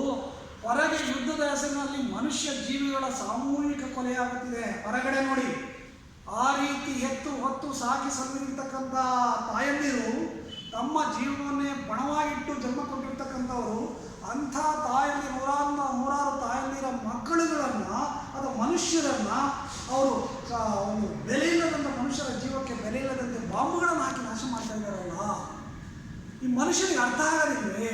ತಾನೂ ಕೂಡ ಬಾಂಬ್ ಆಗ್ತಾ ಇರ್ತಕ್ಕಂಥ ವ್ಯಕ್ತಿಯೂ ಕೂಡ ಭೂಮಿಗೆ ಬರಬೇಕಾದ್ರೆ ತನ್ನ ತಾಯಿಯೂ ಕೂಡ ಇಷ್ಟೊಂದು ಕಠಿಣವಾಗಿರ್ತಕ್ಕಂಥ ನೋವನ್ನು ಸಹಿಸಿಕೊಂಡು ನಮ್ಮ ಜೀವನ ಕೊಟ್ಟಿದ್ದಾಳೆ ಅಂತಕ್ಕಂಥದ್ದು ಯಾಕೆ ಅರ್ಥ ಆಗ್ತಾ ಇಲ್ಲ? ಇಲ್ಲಿ ವೈರಿಗಳಾಗಿರಲಿ, ವೈರಿ ದೇಶದವರಾಗಿರಲಿ, ಶತ್ರು ದೇಶದವರಾಗಿರಲಿ, ಎಲ್ಲರೂ ಕೂಡ ಮನುಷ್ಯರಲ್ಲವೇ? ಇವರು ನಿರ್ದಾಕ್ಷಿಣ್ಯವಾಗಿ ಕೆಲವೇ ನಿಮಿಷಗಳಲ್ಲಿ ಇವರು ಮುಂದಾಕಿ ಸಾಯಿಸ್ತಾ ಇದ್ದಾರಲ್ಲ ಅಂಥೇಳಿ ಭಾಳ ನೊಂದ್ಕೊಳ್ತಾನೆ. ಆಗ ತನ್ನ ತಲೆಯನ್ನು ಕೆಚ್ಕೊಳ್ತಾನೆ. ಪಡೆದುಕೊಂಡ ಆಕೆಗೆ ಸುಲಭವಾಗಿ ಹೆರಿಗೆಯಾಗುವುದು ಸಾಧ್ಯವಿಲ್ಲವೆಂದು ಆತನಿಗೆ ಮನದಟ್ಟಾಯಿತು. ಸುಲಭವಾಗಿ ಹೆರಿಗೆಯಾಗುವುದಿಲ್ಲ ಹೀಗೆ ಅಂತೇಳಿ ಗೊತ್ತಾಗ್ತು. ಅಂದರೆ ನಾರ್ಮಲ್ ಡೆಲಿವರಿ ಆಗೋದಿಲ್ಲ ಅಂತಕ್ಕಂಥದ್ದು ಈಗ ಮನದಟ್ಟಾಯಿತು. ಕೂಡಲೇ ಆಕೆಯನ್ನು ಆಸ್ಪತ್ರೆಗೆ ಸೇರಿಸಿದರೆ ಮಾತ್ರ ಆಕೆ ಮತ್ತು ಮಗು ಇಬ್ಬರು ಬದುಕುವ ಸಾಧ್ಯ. ಈಗಲೇ ಆಸ್ಪತ್ರೆಗೆ ಸೇರಿಸಿದ್ರೆ ಮಾತ್ರ ತಾಯಿ ಮತ್ತು ಮಗು ಇಬ್ಬರು ಕೂಡ ಬದುಕ್ತಾರೆ ಸಾಧ್ಯ ಅಂತೇಳಿ. ಅದು ಕೂಡ ಇವತ್ತಿನಲ್ಲಿ ಅಸಾಧ್ಯವೇ. ಈ ಹೊತ್ತಲ್ಲಿ ಮಳೆ ಸುರಿತಾ ಇದೆ, ಕರ್ಕೊಂಡೋಗೋದಕ್ಕೆ ವ್ಯವಸ್ಥೆ ಇಲ್ಲ, ಅಕ್ಕಪಕ್ಕ ಆಸ್ಪತ್ರೆಗಳಿಲ್ಲ, ಡಾಕ್ಟರ್ಗಳಿಲ್ಲ. ಅಂತಹ ಸಂದರ್ಭದಲ್ಲಿ ಈ ಕರ್ಕೊಂಡೋಗೋದ್ರೊಳಗಾಗಿ ಪ್ರಾಣವೇ ಹೋಗ್ಬೋದು, ಅದು ಕೂಡ ಸಾಧ್ಯ ಇಲ್ಲ. ಬಹಳ ಹೊತ್ತಿನ ಪ್ರಯತ್ನದ ಬಳಿಕ ಆತನು ಮಗುವನ್ನೇನೋ ಹೊರತೆಗೆದನು, ಆದರೆ ಅದು ನಿರ್ಜೀವವಾಗಿತ್ತು. ಬಹಳ ಕಷ್ಟಪಟ್ಟು ಇವನ ಒಂದು ಶ್ರಮದಿಂದ ಹೆರಿಗೆಯನ್ನು ಮಾಡಿಸ್ದ. ಹೆರಿಗೆ ಮಾಡಿ ಮಗುವನ್ನು ಹೊರತೆಗೆದ, ಆದರೆ ಮಗು ನಿರ್ಜೀವವಾಗಿತ್ತು, ಸತ್ತೋಗಿತ್ತು. ಮುದುಕಿ ಮತ್ತು ಸೊಸೆಯ ರೋದನ ಮನೆಯ ಮೂಲೆಯಲ್ಲಿ ಪ್ರತಿಫಲಿಸಿತು. ಯಾವಾಗ ಮಗು ಸತ್ತೋಯಿತು ಅಂತ ಹೇಳಿದಾಗ ಆ ಮುದುಕಿ ಮತ್ತು ಸೊಸೆ ಅವರಿಬ್ಬರಿಗೂ ಕೂಡ ದುಃಖ ತಡೆಯಲಿಕ್ಕಾಗಲಿಲ್ಲ. ಇವರು ಭಾಳ ಅಳ್ತಾ ಇದ್ದಾರೆ, ದುಃಖಿಸ್ತಾ ಇದ್ದಾರೆ. ಆ ಮನೆಯ ಮೂಲೆಯಲ್ಲಿ ಕೂಡ ಪ್ರತಿಫಲಿಸ್ತಾ ಇದೆ. ಇಷ್ಟು ವರ್ಷಗಳಿಂದ ಹಂಬಲಿಸಿ ಹುಟ್ಟಿದ ಮಗು ಕೊನೆಗೂ ದಕ್ಕಲಿಲ್ಲವಲ್ಲ. ಈ ಯುದ್ಧವಲ್ಲದೆ ಹೋಗಿದ್ದರೆ ನನ್ನ ಮಗುವನ್ನು ಹೇಗಾದರೂ ಬದುಕಿಸಿಕೊಡುತ್ತಿದ್ದೇವಲ್ಲ ದೇವರೇ, ಈ ಮನುಷ್ಯರಿಗೆ ಎಂಥ ಬುದ್ಧಿ ಕೊಡುತ್ತೀಯಾ ಎಂದು ಮುದುಕಿ ಎಡೆಬಡಿದುಕೊಂಡು ಅಳುತ್ತಾ ಸೊಸೆಗೆ ಸ್ನಾನ ಮಾಡಿಸಿ ಒಂದೆಡೆ ಮಲಗಿಸಿದಳು. ಜೀವ ಮಗುವಿಗೆ ಸ್ನಾನ ಮಾಡಿಸಿ ಬಟ್ಟೆ ಸುತ್ತಿದಳು. ಅವಾಗ ಹಲವಾರು ವರ್ಷಗಳಿಂದ ನನ್ನ ಸೊಸೆಗೆ ಗರ್ಭಿಣಿಯಾಗಿರಲಿಲ್ಲ, ಈ ಗರ್ಭಿಣಿಯಾಗಿದ್ದಾಳೆ. ಗರ್ಭಿಣಿಯಾದರೂ ಕೂಡ ಆ ಹುಟ್ಟಿದಂಥ ಮಗುವನ್ನು ಕೊನೆಗೂ ಕೂಡ ನಮಗೆ ದಕ್ಕಿಸ್ಕೊಳ್ಳೋದಕ್ಕೆ ಸಾಧ್ಯ ಆಗಲಿಲ್ವಲ್ಲ. ಯುದ್ಧ ಇದ್ದರೆ ಎಲ್ಲಿ ಬೇಕಾದ್ರೂ ಕರ್ಕೊಂಡೋಗಿ ಆಸ್ಪತ್ರೆಗೋ ಅಥವಾ ಆಯಾರಿನೋ ಡಾಕ್ಟ್ರನ್ನೋ ಕರ್ಕೊಂಡು ನಾನು ಮಗುವನ್ನು ಉಳಿಸ್ಕೊಳ್ತಾ ಇದ್ನಲ್ಲ, ಹೇಗಾದರೂ ಉಳಿಸ್ಕೊಳ್ತಾ ಇದ್ನಲ್ಲ. ದೇವರೇ ಈ ಮನುಷ್ಯರಿಗೆ ಯಾಕೆ ಇಂಥ ಬುದ್ಧಿಯನ್ನು ಕೊಡ್ತೀಯಾ ಅಂತೇಳಿ ಎದೀನ ಮಾಡ್ಕೊಂಡು ಲಗಲಗು ಬಾಯಿ ಹೇಳ್ತಾ ಇದ್ದಾಳೆ. ಹಾಗೆ ತಾನೇ ಸಮಾಧಾನ ಮಾಡಿಕೊಂಡು ಆಗ ಹೋಗಿ ಆ ಸೊಸೆಯನ್ನು ಕರೆದುಕೊಂಡೋಗಿ ಅವಳಿಗೆ ಸ್ನಾನ ಮಾಡಿಸಿ ನೆಲೆಸಿದ್ದಾಳೆ. ಕೊನೆಗೆ ಈ ಮಗುವನ್ನೂ ಕೂಡ ಸತ್ತೋಗಿರ್ತಕ್ಕಂಥ ಮಗುವಿನೂ ಕೂಡ ಸ್ನಾನ ಮಾಡಿಸಿ ಒಂದು ಬಟ್ಟೆಯನ್ನು ಸುತ್ತಿ ಇಟ್ಟಿದ್ದಾಳೆ. ರಾಯನನ್ನು ಕೋಣೆಯಿಂದ ಹೊರಬಂದು ತನ್ನ ಕಾಲಿನ ಆರೈಕೆ ಪ್ರಾರಂಭಿಸಿದನು. ಆಗ ಆ ಕೋಣೆಯಿಂದ ಹೊರಬಂದಿದ್ದಾನೆ, ತನ್ನ ಕಾಲಿಗೆ ಆರೈಕೆ ಮಾಡ್ಕೋಬೇಕಲ್ಲ, ಆರೈಕೆ ಪ್ರಾರಂಭಿಸಿದ. ಮುದುಕಿಯಿಂದ ಒಂದೆರಡು ಪುಟ್ಟ ಹಲಗೆಯ ತುಂಡುಗಳನ್ನು ಪಡೆದುಕೊಂಡು ಕಾಲಿನ ಎರಡೂ ಭಾಗಗಳಿಟ್ಟು ಬಟ್ಟೆಯನ್ನು ಬಲವಾಗಿ ಬಿಗಿದನು. ಎಲುಬುಗಳು ತುಂಡಾಗಿಲ್ಲ ಅನಿಸಿತು. ಆಗ ಆ ಮುದುಕಿಯಿಂದ ಎರಡು ಪುಟ್ಟ ಹಲಗೆಗಳು ತಗೊಂಡ ಕಾಲಿನ ಎರಡೂ ಪಕ್ಕಗಳಿಗಿಟ್ಟ ಬಟ್ಟೆಯಿಂದ ಅದನ್ನು ಟೈಟಾಗಿ ಬಿಗಿದಿದ್ದಾನೆ, ಬಲವಾಗಿ ಬಿಗಿದ. ಅವ್ನಿಗೆ ಗೊತ್ತಾಯಿತು, ಡಾಕ್ಟರ್ ಆಗಿದ್ದರಿಂದ ಮೂಳೆಗಳು ಎಲುಬೊಂದು ಮೂಳೆಗಳು ಕಟ್ಟಾಗಿಲ್ಲ, ತುಂಡಾಗಿಲ್ಲ ಅಂತೇಳಿ ಗೊತ್ತಾಯಿತು. ಬಳಿಕ ಅಮ್ಮ, ನಾನು ಬರುವುದು ಕೊಂಚ ತಡವಾಗಿದ್ದರೂ ನಿಮ್ಮ ಸೊಸೆಯು ಉಳಿಯುತ್ತಿರಲಿಲ್ಲ. ಹೇಗೋ ಸೊಸೆಯನ್ನು ಬದುಕಿಸಿದೆ. ಈಗ ನನಗೆ ತುಂಬ ಸುಸ್ತು, ಮಲಗಲು ಒಂದಷ್ಟು ಜಾಗ ಕೊಡಿ ಎಂದನು. ಅಂತ ಹೇಳಿದ, ನಾನೇನಾದರೂ ಬರೋದು ಇನ್ನೊಂದು 5-10 ನಿಮಿಷ ಲೇಟಾಗಿದ್ದರೂ ಕೂಡ ನಿಮ್ಮ ಸೊಸೆ ಮಗು ಸತ್ತೋಗಿದೆ, ಇವಳು ಕೂಡ ಸತ್ತೋಗ್ತಾ ಇದ್ಲು, ಸೊಸೆಯೂ ಕೂಡ ಸತ್ತೋಗ್ತಾ ಇದ್ಲು. ನಾನು ಹಾಗಾಗಿ ಬಂದೆ, ಉಳಿಸಿದ್ದೀನಿ. ಸೊಸೆ ಉಳಿತಾ ಇರಲಿಲ್ಲ, ಹೇಗೋ ಸೊಸೆಯನ್ನು ಬದುಕಿಸಿದೆ. ಈಗ ನಾನು ಭಾಳ ತುಂಬ ಸುಸ್ತಾಗಿದೆ, ನನಗೆಲ್ಲಾದರೂ ಒಂದು ಮೂಲೆಯಲ್ಲಿ ಜಾಗ ತೋರಿಸಿದ್ರೆ ನಾನು ಮರಿಕೊಡ್ತೀನಿ, ದಯವಿಟ್ಟು ನಮಗೆ ವ್ಯವಸ್ಥೆ ಮಾಡಿಕೊಡಿ ಅಂತೇಳಿ ಕೇಳಿಕೊಂಡ. ಮುದುಕಿ ಈಗಲೂ ಸಂದೇಹದಿಂದಲೇ ಆತನನ್ನು ದೃಷ್ಟಿಸಿದಳೋ ನೋಡಿ. ಅಷ್ಟು ತನ್ನ ನೋವನ್ನು ಮರೆತು ಅವಳಿಗೆ ಹೆಲ್ಪ್ ಮಾಡಿ ಸಾಯ್ತಕ್ಕಂಥ ಸೊಸೆಯನ್ನು ಬದುಕಿಸಿದ್ದಾನೆ, ಹೆರಿಗೆ ಮಾಡಿಸಿದ್ದಾನೆ. ಆಗಿದ್ರೂ ಕೂಡ ಅಷ್ಟೊಂದು ಉಪಕಾರ ಮಾಡಿದರೂ ಕೂಡ ಇವಳಿಗೆ ಅದೇ ಅನುಮಾನ, ವೈರಿ ದೇಶದವನು ಅಂಥೇಳಿ. ಯಾರೀತ, ತಮ್ಮವನೇ ಅಥವಾ ವೈರಿ ದೇಶದವನೇ? ಆ ಒಂದು ಪ್ರಶ್ನೆ ಇವಳಲ್ಲಿ ಕಾಡ್ತಾ ಇದೆ. ನಮ್ಮ ಕಡೆಯವನ, ನಮ್ಮ ಕಡೆನೇ ಆದರೆ ನಮಗೆ ಏನು ತೊಂದರೆ ಇಲ್ಲ, ವೈರಿ ದೇಶದವನಾದರೆ ಖಂಡಿತ ನನ್ನನ್ನು ಬಿಡೋದಿಲ್ಲ, ಅವ್ರ ಜೊತೆಯಲ್ಲಿ ನನ್ನನ್ನು ಕೂಡ ಅವ್ರೇನು ಮಾಡ್ತಾರೆ, ಸುಟ್ಟಾಕ್ತಾರೆ. ಹಂಗಂತೇಳಿ ಯೋಚನೆ ಮಾಡ್ಕೊಳ್ತಾ ಇದ್ದಾಳೆ. ಅಷ್ಟರಲ್ಲಿ ಶಬ್ದ ಕೇಳಿ, ಟಕ್ ಟಕ್ ಟಕ್, ಪುನಃ ಶಬ್ದ, ಜೊತೆಯಲ್ಲೇ ಯಾರದ ಒಳಗೆ ಬಾಗಿಲು ತೆರೆಯಿರಿ ಎಂಬ ಅಧಿಕಾರವಾಗಿದೆ. ಆಗ ಶಬ್ದ ಬಡಿತಾ ಇರ್ತಕ್ಕಂಥ ಟಕ್ ಟಕ್ ಅಂತೇಳಿ ಪುನಃ ಬಡಿದು ಆ ಶಬ್ದದ ಜೊತೆಯಲ್ಲಿ ಹೇಳ್ತಾ ಇದ್ದಾರೆ, ಯಾರದು ಒಳಗಾರಿ, ಬಾಗಿಲು ತೆರೆಯಿರಿ ಅಂತೇಳಿ ಅಧಿಕಾರಿಗಳ ಮಾತಿನ ರೀತಿಯಲ್ಲಿ ಕೇಳ್ತಾರೆ. ಮುದುಕಿಯ ಸಂದೇಹ ನಿಜವಾಗಿತ್ತು. ಅವಳು ಅಂದ್ಕೊಂಡಿದ್ಲು, ಇವನು ನಮ್ಮ ಕಡೆ ದೇಶದವನಲ್ಲ, ಇವನು ವೈರಿ ದೇಶದವನೇ ಅಂತೇಳಿ ಮನಸ್ಸಲ್ಲಿ ಎಲ್ಲೋ ಒಂದು ಕಡೆ ಹೇಳ್ತಾ ಇತ್ತು. ಆ ಸಂದೇಹ ನಿಜ ಆಯಿತು. ಬಂದಿದಾತ ತಮ್ಮವನಲ್ಲ, ತಮಗೆ ತಮ್ಮ ದೇಶಕ್ಕೆ ದ್ರೋಹ ಬಗೆಯುವವನು. ಕ್ಷಣಕಾಲ ಆಕೆಯ ಕಣ್ಣುಗಳನ್ನು ರೋಷದಿಂದ ಕೆರಳಿದವು. ಇವು ನಮ್ಮ ಕಡೆಯವನಲ್ಲ, ನಮ್ಮ ದೇಶಕ್ಕೆ ದ್ರೋಹ ಬಂದಿದ್ದರಿಂದ ಇದು ನಡೀತಾ ಇರ್ತಕ್ಕಂಥದ್ದು. ಆ ದ್ರೋಹಿಗಳ ದೇಶದವನು, ಇವನು ಕೂಡ ದ್ರೋಹಿ ಅಂಥೇಳಿ ಅವನ ಮೇಲೆ ಕಣ್ಣುಗಳು ಕೆಂಪಗಾಗಿ, ಕೋಪದಿಂದ ಕಣ್ಣೆಲ್ಲ ಕೆಂಪಗಾಗಿದ್ದಾವೆ. ಹಾಗೆ ಬಾಗಿಲ ಬಳಿ ಸಮೀಪಿಸುತ್ತಾ ಆಕೆ ಆತನ ಮುಖವನ್ನು ನೋಡಿದಳು. ಹೋಗಿದ್ದಾಳೆ, ಹೋಗಿ ಆ ಬಾಗಿಲ ತೆಗೆದುಬಿಟ್ಟು ಹಿಡಿದು ಕೊಟ್ಬಿಡೋಣ, ನಾನು ವೈರಿ ದೇಶದವನ್ನ, ಇವರಿಂದಲೇ ನಮ್ಮ ಯುದ್ಧ ನಡೀತಾ ಇರೋದು ಅಂತೇಳಿ ಕೋಪದಿಂದ ಹೋಗಿದ್ದಾಳೆ. ನೀನು ಬಾಗಿಲು ತೆರಿಬೇಕು. ಆ ತೆರಿಬೇಕು ಅಂತಕ್ಕಂಥ ಸಂದರ್ಭದಲ್ಲಿ ಒಂದು ಸಾರಿ ಆತನ ಮುಖವನ್ನು ನೋಡಿದಾಳೆ. ಆ ಮುಖವನ್ನು ನೋಡಿದಾಗ ಇವಳಿಗೇನು ಅನ್ನಿಸ್ತು, ಓ, ಈ ಕಣ್ಣುಗಳು ಯುದ್ಧಕ್ಕೆ ಹೋದ ತನ್ನ ಮಗನ ಕಣ್ಣುಗಳಂತೆ ಇವೆಯಲ್ಲ. ಆ ರಾಯಲ ವೈದ್ಯನ ಕಣ್ಣುಗಳು ಯಾವ ರೀತಿ ಇದ್ದವು ಅಂತ ಹೇಳಿದ್ರೆ, ಇವು ಮಗ ಯುದ್ಧಕ್ಕೆ ಹೋದಂಥ ಸಂದರ್ಭದಲ್ಲಿ ಕಣ್ಣುಗಳು ಹೇಗೆ ಕಾಣ್ತಾ ಇದ್ವೋ ಆ ಕಣ್ಣುಗಳಂತೆ ಇವನ ಕಣ್ಣುಗಳು ಕಾಣ್ತಾ ಇದೆ. ಇವೆಯಲ್ಲ. ಅಸಹಾಯಕತೆಯ ಆ ದಯಾನಿಯ ನೋಟ ಆತ ಬಾಗಿಲು ತೆರೆಯಬೇಡಿ ಎಂದು ಕೈ ಸನ್ನೆ ಮಾಡಿದನು.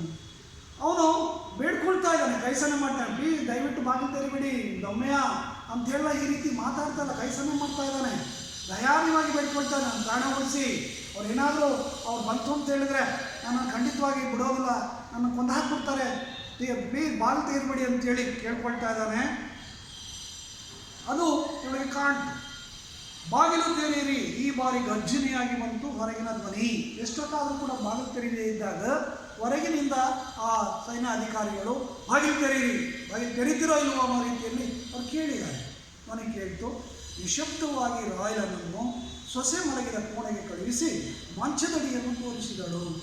ಆಗ ಮೆಲ್ಲನೆ ಅಲ್ಲಿಂದ ವಾಪಸ್ ಬಂದು ರಾಯನ ಬಳಿ ಬಂದು ಬಾಯಿಲೆ ಅಂತೇಳಿ ಕರ್ಕೊಂಡು ಹೋಗಿ ಆ ಮಂಚದ ಮೇಲೆ ಸೊಸೆ ಮಲಗಿದ್ದು ಅದರ ಅಡಿಯನ್ನು ತೋರಿಸಿ ಅಲ್ಲಿ ಮಲಗು ಅಂತೇಳಿ ಅವಳು ಹೇಳಿ ಮನಸ್ಸಿದಾಗ ಬಟ್ಟೆ ಸುತ್ತಿದ ನಿರ್ಜೀವ ಶಿಶುವನ್ನು ಬಾಗಿಲ ಬಳಿ ಮಲಗಿಸಿ ಹೊರಬಂದು ಬಾಗಿಲು ತೆರೆದಳು. ಆ ಬಾಗಿಲು ಮುಂಭಾಗದಲ್ಲಿ ಆ ಸತ್ತಿರ್ತಕ್ಕಂಥ ಮಗುವನ್ನು ಸ್ನಾನ ಮಾಡಿಸಿ ಬಟ್ಟೆ ಸುತ್ತಿ ಇಟ್ಟಿದ್ದಲ್ಲ, ಆ ಮಗುವನ್ನು ಬಾಗಿಲ ಮುಂದೆಯಲ್ಲೇ ಇಟ್ಟಿದ್ದಾಳೆ. ಇಟ್ಟು ಬಾಗಿಲನ್ನು ಓಪನ್ ಮಾಡಿದ್ದಾಳೆ. ಬಾಗಿಲು ತೆರೆದು ಸೈನಿಕರ ಉಡುಪಿನಲ್ಲಿದ್ದ 4-5 ಜನರು ಯಾರಾದರೂ ಗಾಯಗೊಂಡ ಸೈನಿಕರು ಈ ಕಡೆ ಬಂದಿದ್ದಾರೆಯೇ ಎಂದು ಕೇಳುತ್ತಾ ಒಳನುಗ್ಗಿದರು. ಸೈನಿಕರ ಉಡುಪಿನಲ್ಲಿದ್ದರು, ಅವರ ದೇಶದ ಸೈನಿಕರೇ. 4-5 ಜನ ಬಾಗಿಲು ತಕ್ಷಣ ಮೊದಲಾಗಿ ನುಗ್ಗಿ ಅವ್ರು ಹೇಳ್ತಾ ಇದ್ದಾರೆ, ಯಾರಾದರೂ ಗಾಯ ಆಗಿರ್ತಕ್ಕಂಥ ಸೈನಿಕರು ಯಾರಾದರೂ ಈ ಕಡೆ ಬಂದಿದ್ದಾರಾ ಅಥವಾ ಮನೆ ಒಳಗಡೆ ನುಗ್ಗಿದ್ದಾರಾ ಅಂತೇಳಿ ಕೇಳಿದ್ರು.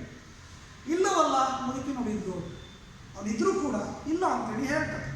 ನಮ್ಮವರೇ ಅಥವಾ ಆ ಕಡೆಯವರೇ ಎಂದು ಕೇಳಿದಳು. ಈಗಲೂ ಕೂಡ ಅವನ ಮೇಲೆ ಅನುಮಾನ. ಅವನು ಹೇಳೇ ಇಲ್ಲ. ಈ ಕಡೆಯವನ ವೈದೇಶದವನ ಇಲ್ಲ ನಿಮ್ಮ ಕಡೆಯವನ ಅಂತಕ್ಕಂಥದ್ದು ಹೇಳೇ ಇಲ್ಲ. ಹಾಗಾಗಿ ಅದನ್ನು ಕನ್ಫರ್ಮ್ ಮಾಡ್ಕೊಳ್ಳೋದ್ರ ಸಲುವಾಗಿ ಇವನು ನಮ್ಮವರ, ನಮ್ಮ ಕಡೆಯವರ ಅಥವಾ ಆ ಕಡೆಯವರ ಅಂತೇಳಿ ಕೇಳಿದ್ರು. ಆ ಕಡೆಯವರೇ, ನಮ್ಮ ಮೇಲೆ ದಾಳಿ ಮಾಡಲು ಬಂದವರು, ಅಷ್ಟರಲ್ಲಿ ನಾವು ವಿಮಾನವನ್ನು ಹೊಡೆದುರುಳಿಸಿದವು ಎಂದು ಒಬ್ಬನಿಂದಾಗ ಇನ್ನೊಬ್ಬನು, ಸಾರ್, ಅದರಲ್ಲಿದ್ದವರು ಬದುಕಿರಲಾರರು. ಈ ನದಿಯಲ್ಲಿ ಬಿದ್ದರೂ ಬದುಕುವ ಸಾಧ್ಯತೆ ಇಲ್ಲ. ನಾವು ಈ ಕತ್ತಲಲ್ಲಿ ವ್ಯರ್ಥ ಪ್ರಯತ್ನ ಮಾಡಬೇಕಷ್ಟೇ ಎಂದರು. ಇಲ್ಲಮ್ಮ, ಅವ್ರ ಕಡೆಯವರು ವೈದೇಶದವರು ನಮ್ಮ ಮೇಲೆ ಬಾಂಬನ್ನು ಹಾಕೋದಕ್ಕೆ ಬಂದರು. ಅಷ್ಟರಲ್ಲಿ ನಾವೇ ಆ ವಿಮಾನವನ್ನು ಓಡಿಸಿದ್ವಿ ಅಂತೇಳಿ ಒಬ್ಬ ಹೇಳ್ದ. ಅದಕ್ಕೆ ಇನ್ನೊಬ್ಬ ಹೇಳ್ದ, ಸಾರ್, ಅದರಲ್ಲಿ ಇರ್ತಕ್ಕಂಥವ್ರು ಖಂಡಿತವಾಗಿ ಬದುಕುಳಿಯೋಕ್ಕೆ ಸಾಧ್ಯ ಇಲ್ಲ. ಯಾಕೆ ವಿಮಾನ 106 ಗೋಳಾಗಿದೆ, ಛಿದ್ರವಾಯಿತು. ಒಂದು ವೇಳೆ ನದಿ ಬಿದ್ದಿದ್ರೂ ಕೂಡ ನದಿಯಲ್ಲೇ ಮುಳುಗಿ ಸಾಯ್ತಾರೆ ವಿನ ಅವರು ಜೀವಂತವಾಗಿ ಹೊರಬರೋದಕ್ಕೆ ಸಾಧ್ಯವೇ ಇಲ್ಲ. ನಾವು ಹುಡುಕ್ತಾ ಇರ್ತಕ್ಕಂಥವ್ರು ಸುಮ್ಮನೆ ವ್ಯರ್ಥ ಪ್ರಯತ್ನ ಮಾಡ್ತಾ ಇದ್ದೀವಿ ಅಂತೇಳಿ ಹೇಳ್ದ. ಆದರೂ ಈ ಮನೆಯಲ್ಲೊಮ್ಮೆ ನೋಡಿಬಿಡಿ ಅಪ್ಪಣೆ ಕೊಟ್ಟನಾತ. ಉಳಿದವರು ಭಕ್ಕರು ನೋಡಿ, ಆದರೂ ಬಂದಿದ್ದೀವಿ, ಒಂದ್ಸರಿ ಮನೆಯನ್ನು ಹುಡುಕ್ರಿ, ಈ ಮುದುಕಿಯನ್ನು ಸುಳ್ಳು ಹೇಳ್ತಾ ಇದ್ದಾಳ ಅಂತೇಳಿ ಅವನು ಅಧಿಕಾರಿ ಹೇಳಿದ, ಅವರಿಗೆ ಆಜ್ಞೆ ಕೊಟ್ಟ. ಆ ಸಂದರ್ಭದಲ್ಲಿ ಇವರು ಒಳಗಡೆ ನೀರು ಹುಡುಕೋದಕ್ಕೆ ಪ್ರಯತ್ನ ಪಡ್ತಾ ಇದ್ದಾರೆ. ಆ ಸಂದರ್ಭವನ್ನು ಇವರು ಸರಿಯಾಗಿ ಉಪಯೋಗಿಸ್ಕೊಂಡು ಮುದುಕಿ ಏನು ಮಾಡಿದ್ರು ಅಂದರೆ, ಮುದುಕಿ ಅಳುತ್ತಾ, ನೋಡಿ, ನನ್ನ ಮೊಮ್ಮಗುವಿನ ಹೆಣವಿದೆ ಅಲ್ಲಿ, ಅದನ್ನು ನೋಡಿ. ಅವಾಗ ಹೇಳಿದ್ರು, ಬನ್ನಿ ನೋಡಿ, ನೋಡಿ, ಇಲ್ಲಿ ಆ ಬಟ್ಟೆ ಸುತ್ತಿ ಇಟ್ಟಿದ್ದಲ್ಲ ಬಾಗಿಲ ಬಳಿಯಲ್ಲಿ ಮಗುವನ್ನು ನೋಡಿ, ನಮ್ಮ ಮೊಮ್ಮಗುವಿನ ಹೆಣವಿದೆ ಅಲ್ಲಿ, ಅದನ್ನು ನೋಡಿ. ಈ ಯುದ್ಧ ನನ್ನ ಮೊಮ್ಮಗುವನ್ನು ಉಳಿಸಲಿಲ್ಲವಲ್ಲ, ಈ ಯುದ್ಧ ಮಾಡ್ತಾ ಇದ್ದೀರಿ, ಯುದ್ಧದಿಂದ ನನ್ನ ಮಗುವನ್ನು ಮೊಮ್ಮಗನನ್ನು ಉಳಿಸಲಿಲ್ವಲ್ಲ, ಯಾರಿಗಾಗಿ ಯಾತಕ್ಕಾಗಿ ಈ ಯುದ್ಧ ಅದನ್ನಾದರೂ ಹೇಳಿಲ್ಲ. ಏನಕ್ಕೋಸ್ಕರ ಮಾಡ್ತಾ ಇದ್ದೀರಿ? ಮನುಷ್ಯರಿಗೆ ಉಪಯೋಗವಾಗುವಂತೆ, ಮನುಷ್ಯರಿಗೆ ಒಳ್ಳೆಯದಾಗಿದ್ದರೆ ಯುದ್ಧ ಮಾಡಿ. ಏನಕ್ಕೋಸ್ಕರ ಯುದ್ಧ ಮಾಡ್ತಾ ಇದ್ದೀರಾ ನೀವು? ಅದನ್ನಾದರೂ ಯಾರಿಗಾಗಿ ಮಾಡ್ತಾ ಇದ್ದೀರಿ, ಯಾತಕ್ಕಾಗಿ ಮಾಡ್ತಾ ಇದ್ದೀರಿ, ಅದನ್ನಾದರೂ ಹೇಳಿ ಅಂತೇಳಿ ತನ್ನ ಒಂದು ರೋಷದ ಧ್ವನಿಯಲ್ಲಿ ಅವ್ರನ್ನ ಪ್ರಶ್ನೆ ಮಾಡ್ತಾಳೆ. ಎನ್ನುತ್ತಾ ಆ ನಿರ್ಜೀವ ಶಿಶುವಿನ ಬಳಿ ಕುಳಿತು ಮತ್ತೊಮ್ಮೆ ಅದೇ ಬಳಿದುಕೊಂಡು ಹೊರತೊಡಗಿದಳು. ಆ ಮಗುವಿನ ಬಳಿ ಹೋಗಿದ್ದಾಳೆ. ನಗಲವನ್ನು ಎದೆಯನ್ನು ಬಳ್ಕೊಳ್ತಾ ಮೊಮ್ಮಗುವನ್ನು ನೋಡಿ ಅವಳು ಅಳ್ತಾ ಇದ್ದಾಳೆ. ಬಂದವರು ಮಗುವಿನ ಮೃತದೇಹವನ್ನು ದಿಟ್ಟಿಸಿದರು. ಬಂದರು, ಮಗುವನ್ನು ಸತ್ತಿರ್ತಕ್ಕಂಥ ಮಗುವನ್ನು ನೋಡಿದ್ರು. ಕೋಣೆಯಲ್ಲಿ ಹರಡಿದ ಹಸಿನೆತ್ತರ ವಾಸನೆ ಅವರ ಮೂಗಿಗೆ ಬಡಿಯಿತು. ಬಂದವರು ನಿಶಬ್ದವಾಗಿ ಹೊರನಡೆದರು. ಆಗ ತಾನೇ ಹೆರಿಗೆ ಆಗಿರ್ತಕ್ಕಂಥ ಸಂದರ್ಭ. ಮಗುವನ್ನು ಅವಳು ಜನ್ಮ ನೀಡಬೇಕಾದ್ರೆ ರಕ್ತಸಿಕ್ತವಾಗಿ ಮಗು ಹೊರಬರ್ತಕ್ಕಂಥವನ್ನು ಕಾಣ್ತೀವಿ. ಆ ಹಸಿನೆತ್ತರ ವಾಸನೆ ಅಲ್ಲೆಲ್ಲ ಬಡಿತಾ ಇದೆ. ಈಗ ತಾನೇ ಹೆರಿಗೆ ಆಗಿದೆ ಅಂತೇಳಿ ಅಂದ್ಕೊಂಡು ಅವರು ವಾಪಸ್ ರೂಮುಗಳನ್ನು ನೋಡದೆ ಹಾಗೆ ಹೋದರು.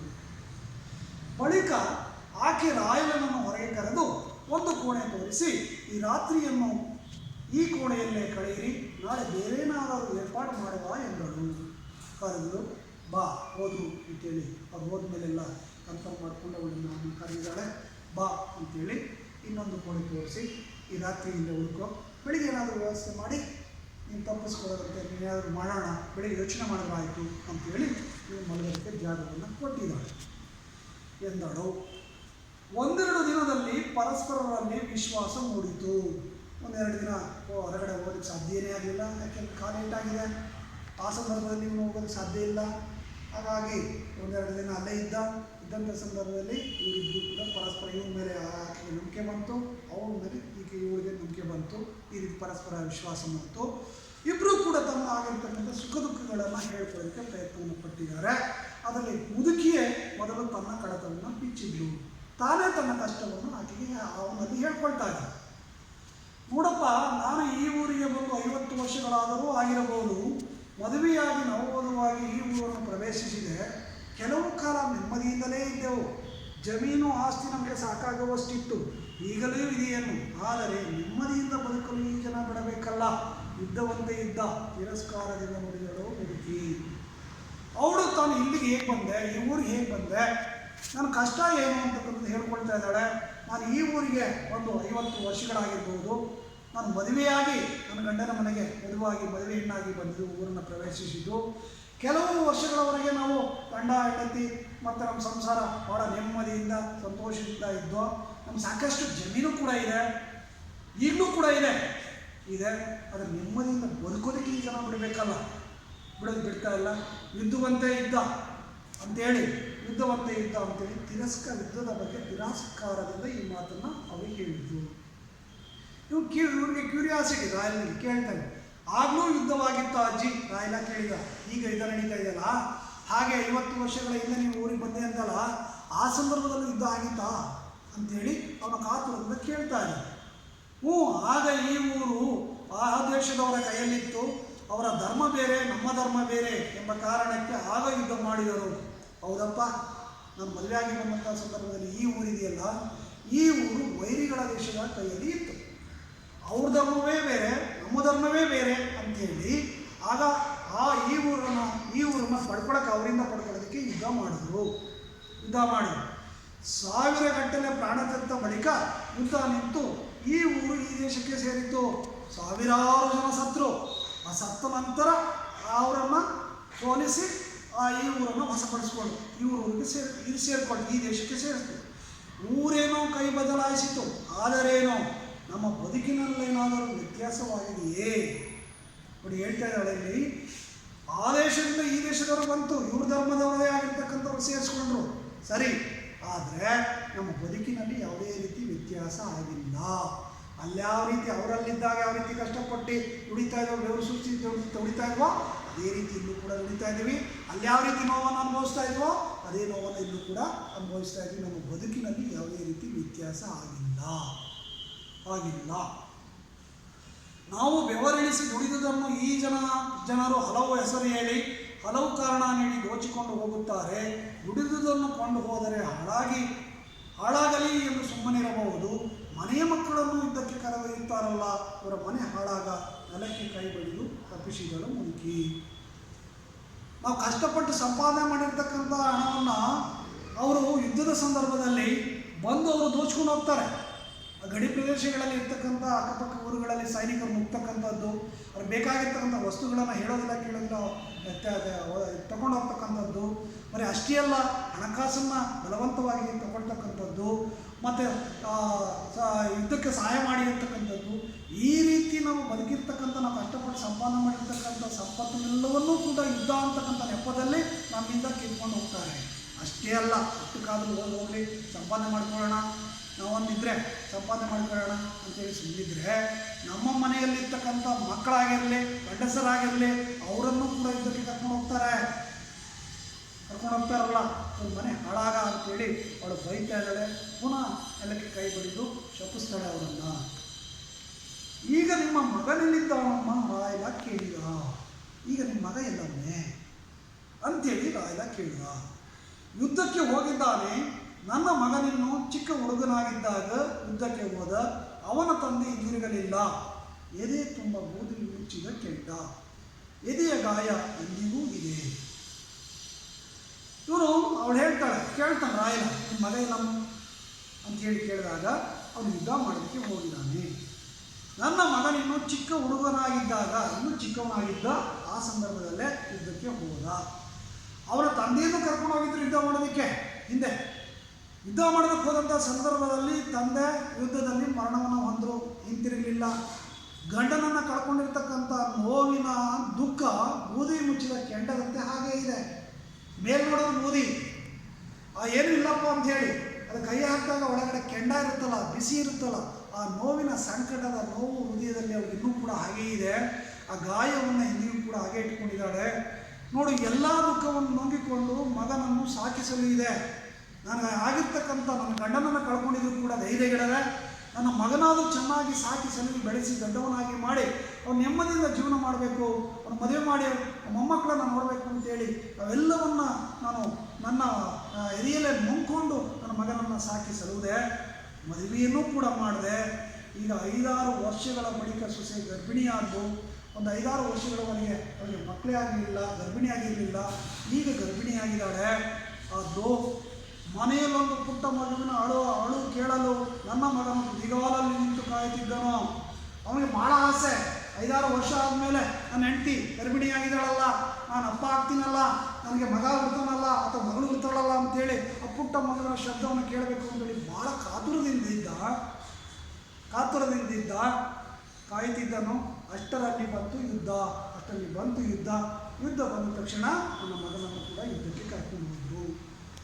ಅವನೊಮ್ಮೆ ಹಿಂತಿರುಗಿ ಬಂದಿದ್ದರೆ ಸಾಕಾಗಿತ್ತು, ಅವನು ವಾಪಸ್ ಬಂದರೆ ಸಾಕಾಗಿತ್ತು. ಈ ವಿಷಯ ತಿಳಿದು ಅವನೆಷ್ಟು ಸಂಕಟ ಪಡುತ್ತಾನೋ. ಒಂದು ವೇಳೆ ನಿನ್ನ ಮಗ ಹುಟ್ಟಿದಂತಹ ಮಗು ಸತ್ತೋಯ್ತು ಅಂತೇಳಿ ಅಂದರೆ ಅವ್ರು ಯಾರಾದರೂ ಸುದ್ದಿಯನ್ನು ತಿಳಿಸಿದ್ರೆ ಅವನೆಷ್ಟು ಸಂಕಟ ಪಡ್ಕೊಳ್ತಾನೆ ಅಂತೇಳಿ ಕೊನೆಯ ಮಾತನ್ನು ಹೇಳುವಾಗ ಮುದುಕಿಯ ಕಂಠ ಗದ್ಗದವಾಗಿ ಮುಂದೆ ಮಾತೇ ಹೊರಡಲಿಲ್ಲ. ಕೊನೆಯ ಮಾತನ್ನು ಹೇಳ್ತಾಳೆ.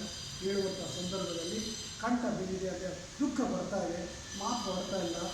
ಅಳ್ತಾ ಹಾಗೆ ಮಾತನ್ನು ನಿಲ್ಲಿಸ್ತಾಳೆ. ಇಷ್ಟು ಅಂಶಗಳನ್ನು ನಾವು ಈ ಒಂದು ಯುದ್ಧದ ಪಾಠದಲ್ಲಿ ಕಾಣ್ತೀವಿ. ಇಲ್ಲಿ ಅವಳ ನೋವನ್ನು ಯಾವ ರೀತಿ ಹಂಚಿಕೊಂಡು ಪರಸ್ಪರ ಯುದ್ಧ ಮಾಡಬೇಕು, ಮಾಡೋದ್ರಿಂದಲೇ ಪರಿಹಾರ ಅಲ್ಲ. ಇಲ್ಲಿ ಪರಸ್ಪರ ಸಹಕಾರ ಅಂತಕ್ಕಂಥ ನೋಡ್ಬೋದು. ಇಲ್ಲಿ ಅವನು ಈಕೆಗೆ ಏನು ಸಹಾಯ ಮಾಡ್ದ, ಈಕೆ ಅವನನ್ನು ಪ್ರಾಣವನ್ನು ಹೇಗೆ ಉಳಿಸ್ಲು ಅಂತಕ್ಕಂಥ ಇಬ್ಬರ ಸಂಭಾಷಣೆಯನ್ನು ಮಾನವೀಯ ಮೌಲ್ಯಗಳನ್ನು ಆಧಾರವಾಗಿ ಇಟ್ಕೊಂಡು ರಚನೆ ಮಾಡಿರ್ತಕ್ಕಂಥದ್ದು, ಬರೆದಿರ್ತಕ್ಕಂಥದ್ದು ಸಾರಾಭೂತರವರು ಯುದ್ಧ ಅಂತಕ್ಕಂಥ ಪಾಠ. ಇಷ್ಟು ಅಂಶಗಳನ್ನು ನೀವು ತಿಳ್ಕೊಂಡ್ರೆ ಸಾಕು.